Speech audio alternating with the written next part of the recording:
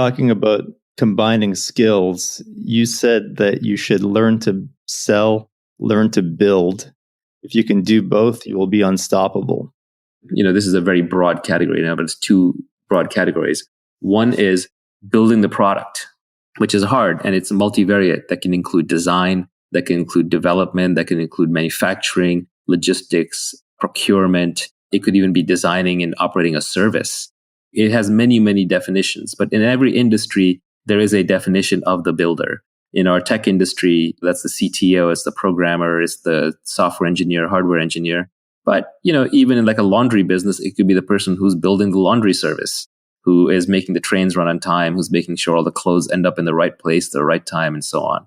Then the other side of it is the sales side. Again, selling has a very broad definition. Selling doesn't necessarily just mean selling individual customers, but it could mean marketing. It could mean communicating. It could mean recruiting. It could mean raising money. It could mean inspiring people. It could be doing PR. So it's a broad umbrella category. So generally, the Silicon Valley startup model tends to work best. It's not the only way, but it is probably the most common way. When you have two founders, one of whom is world-class at sales and one of whom is world-class at building. An example is, of course, Steve Jobs and Steve Wozniak with Apple. Gates and Allen probably had similar responsibility early on with Microsoft.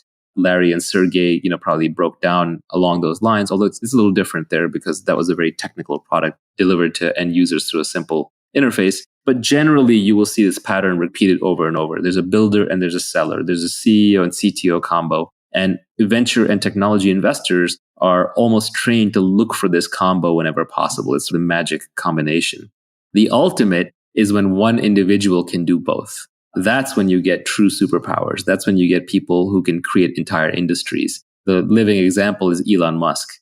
He may not necessarily be building the rockets himself, but he understands enough that he actually makes technical contributions. He understands the technology well enough that no one's going to snow him on it. And he's not running around making claims that he doesn't think he can eventually deliver. He may be optimistic in the timelines, but he thinks it's within reasonableness of delivery. Even Steve Jobs developed enough product skills and was involved enough in the product that he also operated in both of these domains.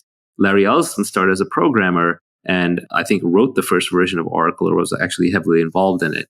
Mark Andreessen was also in this domain. He may not have had enough confidence in his sales skills, but he was the programmer who wrote Netscape Navigator, a big chunk of it. So I think the real giants in any field are the people who can both build and sell. And usually the building is a thing that like a salesperson can't pick up building later in life. It requires too much focused time.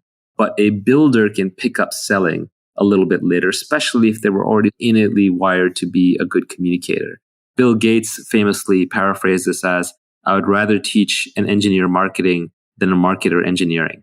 I think if you start out with a building mentality and you have building skills and it's still early enough in your life or you have enough focused time that you think you can learn selling and you have some natural characteristics where you're a good salesperson, then you can double down on those.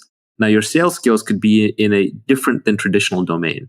So, for example, let's say you're a really good engineer and then people are saying, well, now you need to be good at sales. Well, you may not be good at hand-to-hand sales, but you may be a really good writer. And writing is a skill that can be learned much more easily than, say, in-person selling. And so you may just cultivate writing skills until you become a good online communicator and then use that for your sales. On the other hand, it could just be that you're a good builder and you're bad at writing and you don't like communicate to mass audiences, but you're good one-on-one. So then you might use your sales skills for recruiting or for fundraising, which are more one-on-one kinds of endeavors. This is pointing out that if you're at the intersection of these two, don't despair because you're not going to be the best technologist and you're not going to be the best salesperson. But in a weird way, that combination, back to the Scott Adams skill stack, that combination of two is unstoppable. Long-term, people who understand the underlying product and how to build it and can sell it, these are catnip to investors. These people can break down walls if they have enough energy and they can get almost anything done. If you could only pick one to be good at, which one would you pick? When you're trying to stand out from the noise, building is actually better because there's so many hustlers and salespeople who have nothing to back them up. When you're starting out, when you're trying to be recognized, building is better. But much later down the line, building gets exhausting because it is a focused job. And it's hard to stay current because there's always new people, new products coming up who have newer tools and frankly more time because it's very intense, it's a very focused task. So sales skills actually scale better over time. Like, for example, if you have a reputation for building a great product, that's good.